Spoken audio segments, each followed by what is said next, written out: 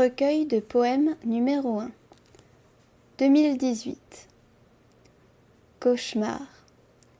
Il avance, se précipite puis t'envahit. Ce nuage gris qui pleut quand tu pleures. Le joli soleil d'avant était-il un leurre?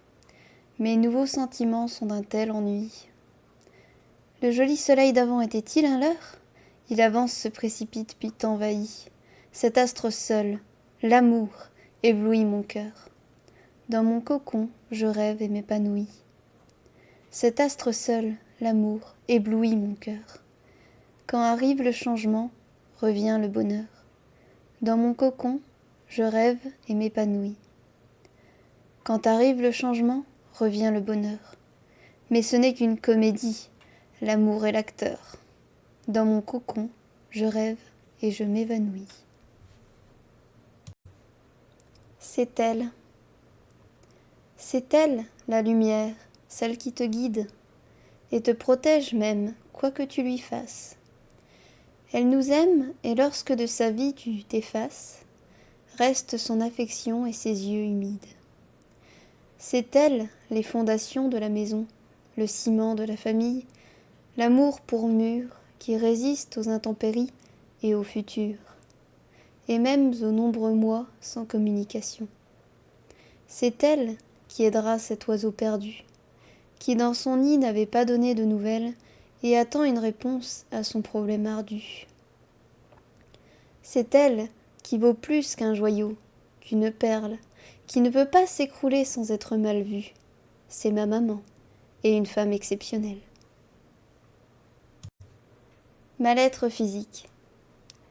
Un rêve, un espoir. Dans ma tête, un brouhaha. Mon cerveau pense, mon cœur s'exalte, et mon âme voyage pendant que mon estomac se tord. Mes joues rougissent et mon sourire s'adoucit, mais mes lèvres craignent que mes mots laissent rieur. Prisonnière. Ce délicieux sentiment qui vous emporte, une implosion qui vous rend folle, et dès maintenant tu t'envoles. Entre quatre murs, tu restais devant la porte. Tout semble possible, et enfin tu respires. Tu oses tout et tu perds le contrôle. Le vent t'emporte, mais l'eau t'enrôle. Le feu brûle, la terre tremble. Ça empire. Tu t'esclaffes, et te morfonds, tu bouillonnes. Bonheur en fusion et volcan exaltant, la douce liberté t'enferme doucement. Cette cage est merveilleuse, je m'y abandonne. Le fil. Plaine, vague, montagne, fossé. La nature est un électrocardiogramme. Passionnée. Je suis prisonnière d'une envie qui me libère. Je la convoite, je la désire et l'attends. Elle arrive, mais je fuis en la voyant. Pourtant, elle continue de me plaire. Elle me répugne, me dégoûte, alors il faut que j'y goûte. Je reste neutre, je compte les points, et à la fin, je n'en retiens rien. Je suis d'un côté et de l'autre en une seconde. Je ne connais plus la rationalité. J'agis sans réfléchir à l'état de mon monde, que je détruis avec mes idées. La faucheuse. La nuit obscure, tel un cauchemar réveillé, me signale son apparition et ainsi stimule ma disparition. Je suis une autruche, je me cache dans un trou, je disparais, et ma bêtise est de boire un verre pour oublier. Je l'écreins et la voilà. La faucheuse est assise à ma place, cruelle. Je m'exclame. Ne te dérange pas, surtout. Tu es un jeune homme de 20 ans. Je n'adore pas vraiment son attitude. Son absence m'aurait évité de périr. L'immonde a détruit ma vie, mes espoirs et même le monde. Ce monstrueux être noir m'a fauché, et pourtant, cela me rendit heureux. Cette joie était un immense soleil brûlant mon corps jusqu'aux cendres. Là était sa faiblesse, là était sa bassesse. Là, elle craignait que je la blesse. Elle ne comprenait pas ma résistance au trépas. Et sans crainte ni peur, sans même me décourager ou pleurer, le monde m'acclamant pour mon procédé, je pris sa faux. J'étais un Saint-Bernard aboyant sa haine en la battant sur elle. Et puis, elle mourra. Mais mort, je l'étais aussi. Toutefois, je lui dis, sans vouloir me moquer, tu es la première immortelle décédée. 2019. L'objet du désir. Si certains pensent de la femme tout savoir, peu connaissent ses courbes peu recouvertes, qui, lorsqu'elles s'accoudent, sont peu discrètes, et calmement se reposent sur le comptoir. Puis, la femme, continuant sa délicate balade, ils commenceront leur calme rotation. Cette danse attire les discrètes œillades, causées par leur si délicate ondulation. Mais c'est le bout qui provoque l'admiration. Il incarne un trésor dissimulé, rêvé, dont nous nous contentons de frôler la beauté. Oui, c'est cette fraction du corps très utile, dont les dames méconnaissent souvent le style. Le coude, objet de toutes les convoitises. Ce vilain petit canard.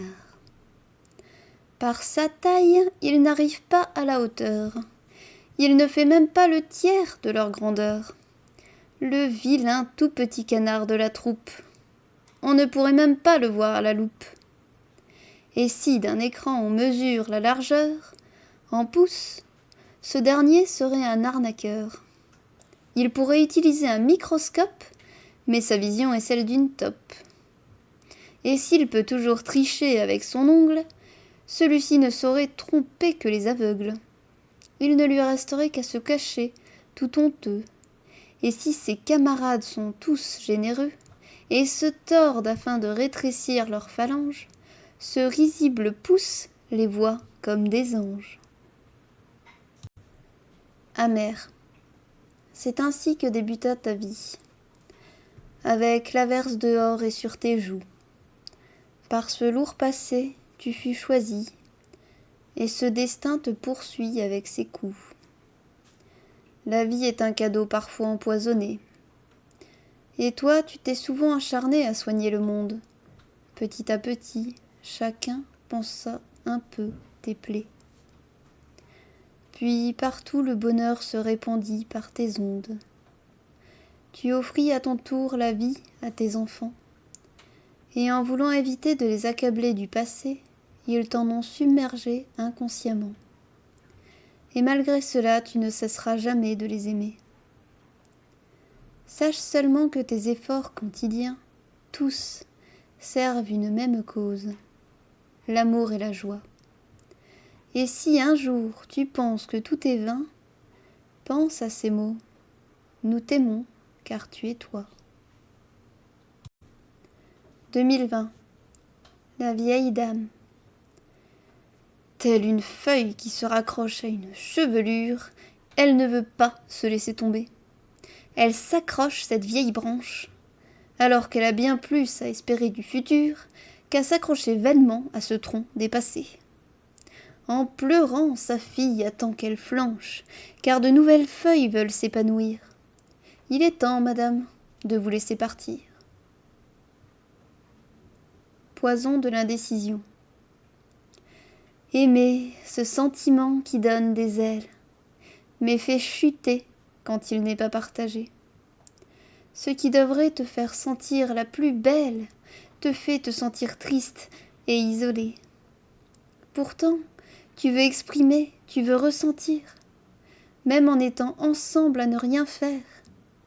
Ainsi, tu sentiras le bonheur t'envahir, et plus rien ne corrompra cette atmosphère. Mais reste le risque de la non-réciprocité.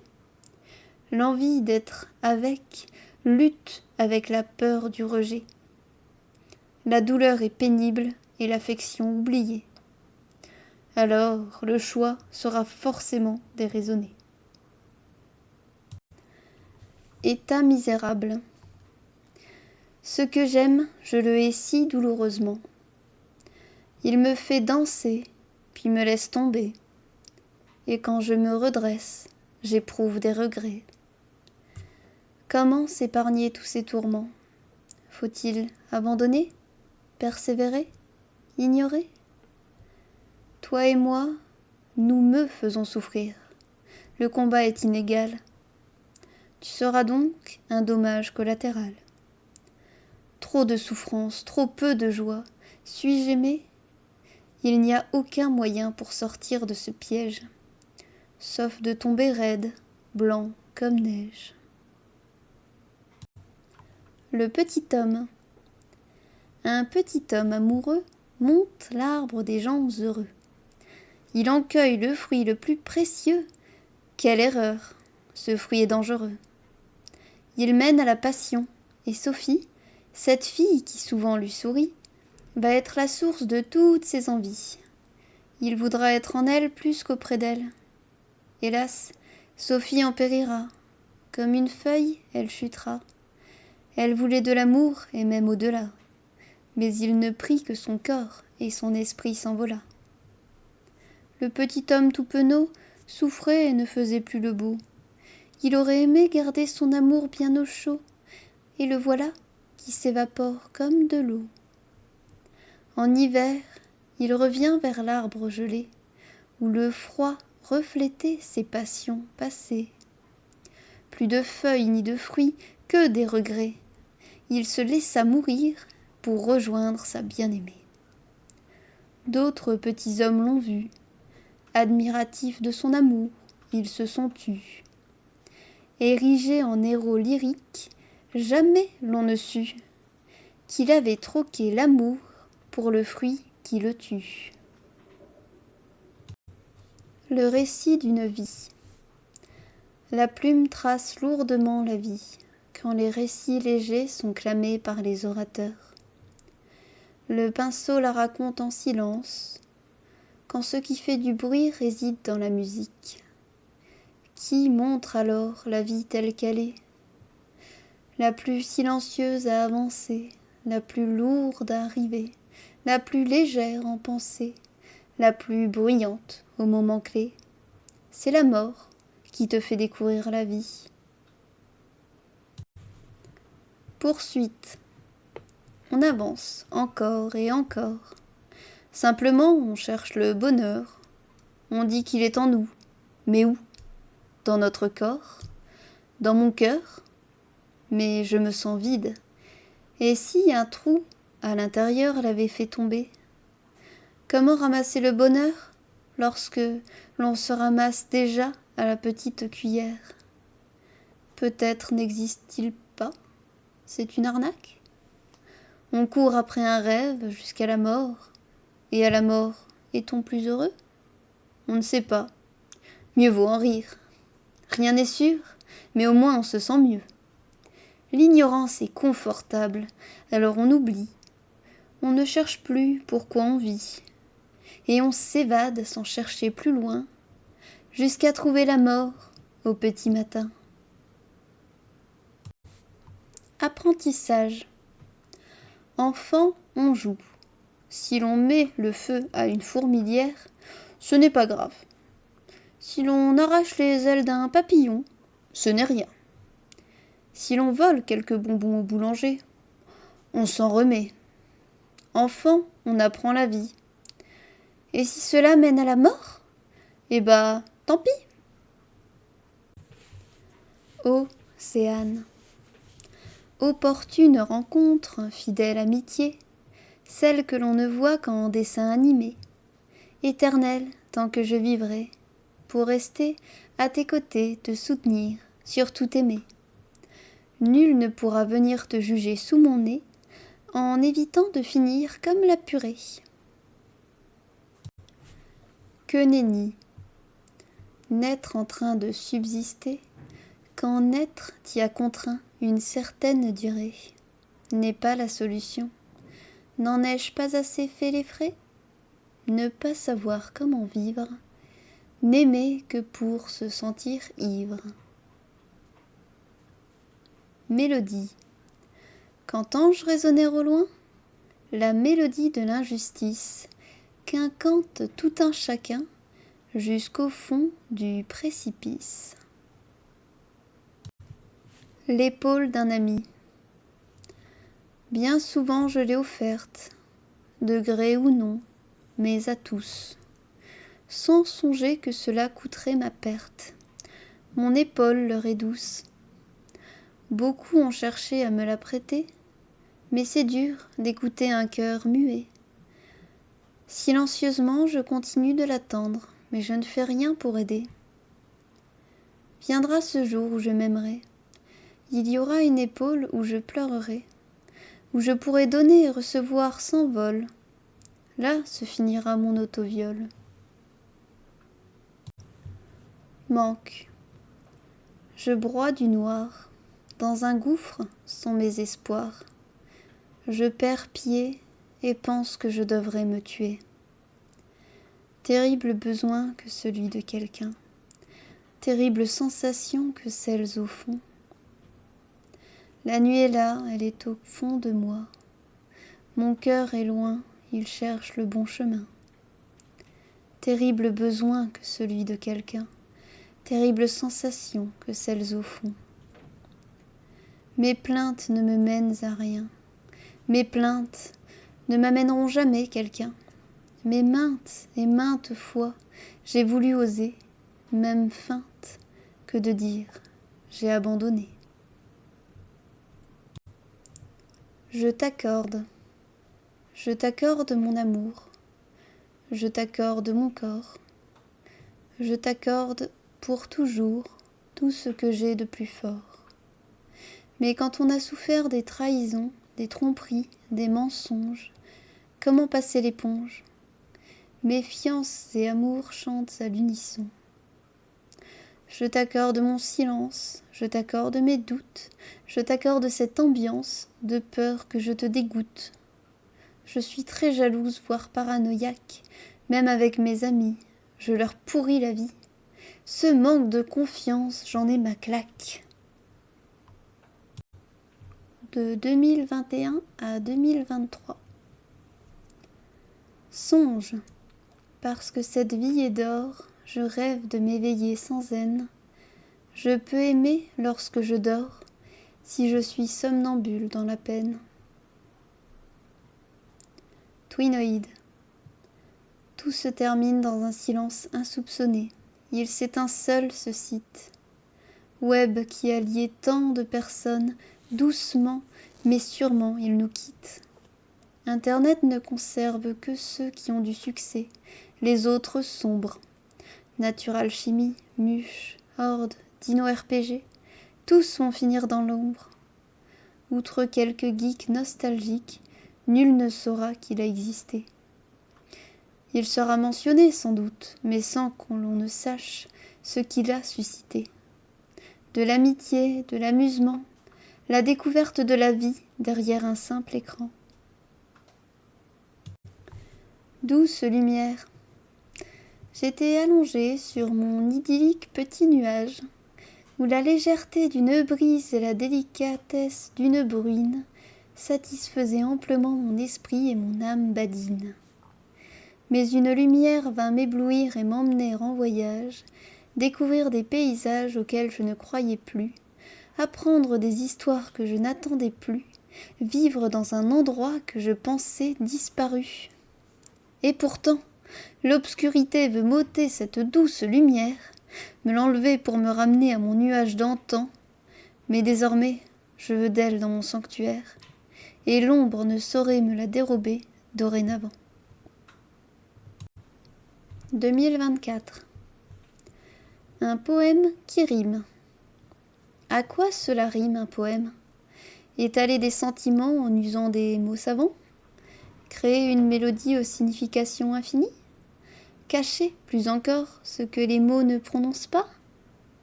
Et si, lorsqu'un poème rimait, il ne rimait à rien? Parce que le sens ne dépend pas des sons, mais de la patience. C'est lui, une ombre éclipsée par la lumière, un songe, un fantôme, un souvenir irréel, qui essaie, qui lutte et vivote à travers elle, et pourtant, lorsqu'il te regarde, il semble fier.